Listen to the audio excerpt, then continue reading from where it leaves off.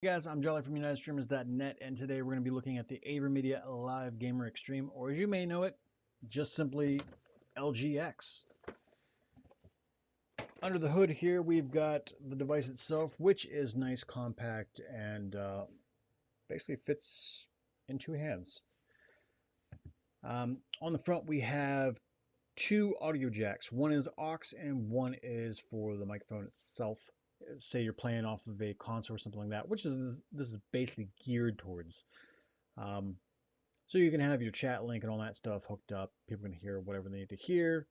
Uh, on the back, we have your HDMI in and out.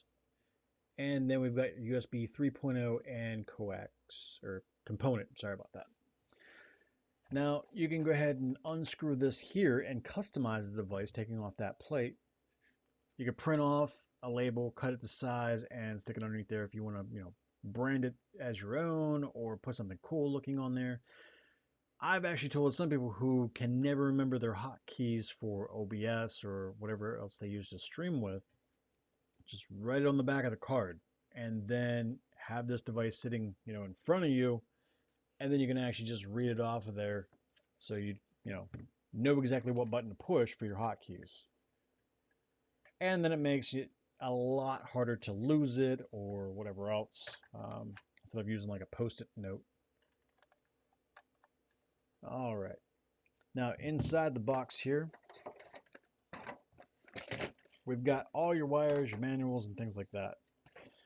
So there's nothing too exciting in here other than the fact that these cables are probably some of the thickest quality cables I've ever owned, except for ones that I especially order for long USB extension cables and that kind of stuff. You got your HDMI, you got your chat link cable, you've got an extra screw for the back. I would like to see this as a thumb screw, just for the simple fact that if you lose a thumb screw, you're gonna have to use, a Phillips to get this thing in there. This is for older systems. Let's say you're, doing speed runs of older Sega, Nintendo games, or whatever else. You have the option directly to plug this into the back here and, stream record those games. Now, like I was saying with forgetting things, if you're using their actual software, the LEDs will light up and tell you exactly what the device is doing. It's ready, it's recording, it's streaming, or whatever. And on the other side of this, just tells you where to download the software. And this is component cable. I believe that's for PS3. So it's really nice because you've got everything ready to go right out of the box, no matter what you're trying to stream. New generation, old generation, all in one handy little unit here. Um, Now, you get a couple books here. One is the info packet. This it's all pretty much kind of like their limited warranty period stuff. Um, Pretty much only going to use that if something ever goes wrong with this, which it's a really solid unit. I highly doubt you have issues with ever needing to use the warranty. You got your quick guide. You may be saying, that's kind of thick for a quick guide. What it is it gives you the overrun of the different wires and connections in all different languages, all the way down. So it's the same thing, just different languages. Lastly, you get 3 months free XSplit. I'm going to go ahead and recommend that you don't use this. Just throw it on eBay. The reason being is that XSplit itself is a paid program. So in order to use all of the functions within that software, you got to pay monthly for it. And putting something behind a paywall that can be done through OBS and better. OBS has more options to configure your stream and get the best quality out of it. It's free. It's got a huge following behind it, tons of plugins that you can inject into it in case you need to do anything that it already doesn't do. It's open source, so anyone can help fix any issues that it may ever have and update it quicker instead of just having a small team behind it. And then additionally, I benchmarked both XSplit and OBS using exactly the same settings using a wide variety of different settings. OBS uses less system resources than XSplit does. So it leaves no reason that you should ever use XSplit unless it's just visual representation of the software itself, the UI, that you actually prefer.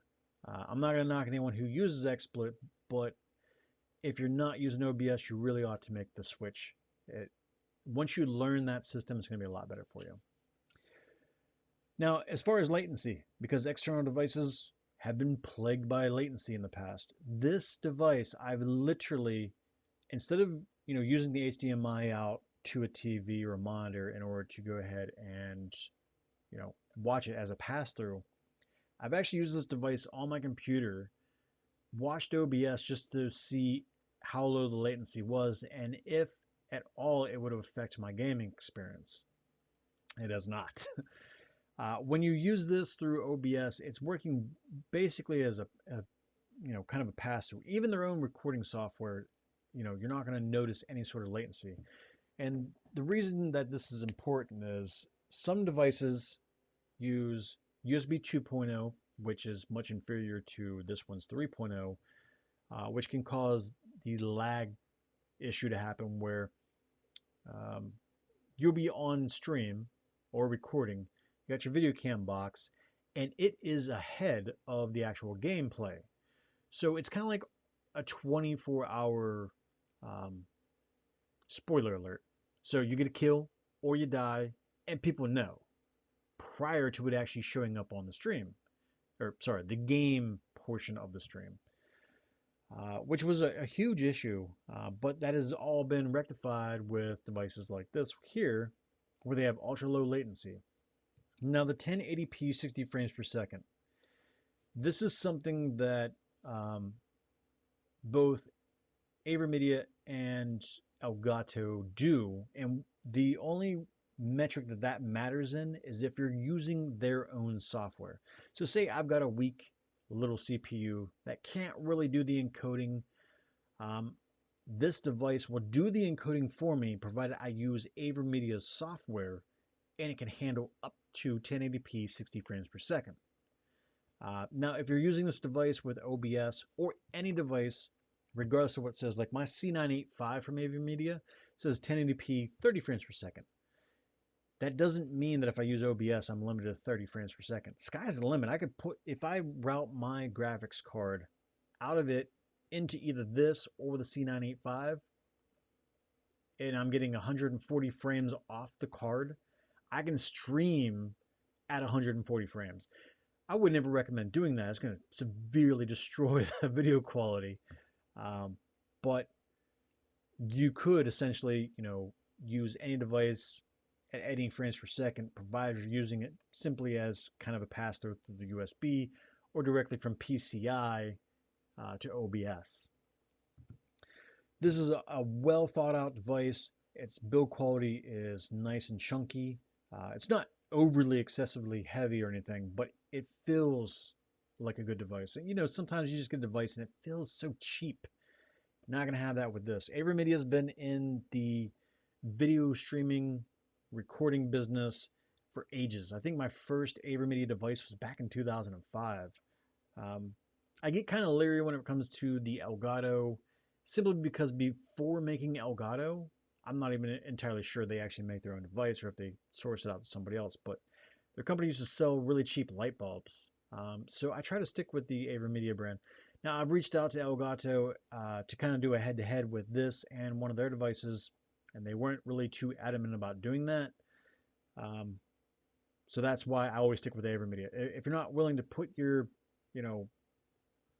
brand behind something and say, hey, look, you want to test out a test unit and then send it back to us, that's fine. But Avermedia was kind enough to go ahead and send us this out, do a product review, and here it is. I mean, I use it myself. It's really good. I do, however, prefer internal cards, but not everyone has that option. So if you're a laptop user, don't want to open up your computer, this is the device I would get. It's affordable, has phenomenal quality when recording or streaming, provided you have your settings set properly. and it just looks good too, the device itself. Their software itself, additionally, has gone through a lot of different changes, so I'm not really going to show that now because by the time you'd actually see it, it may be different. But their software is really good as well.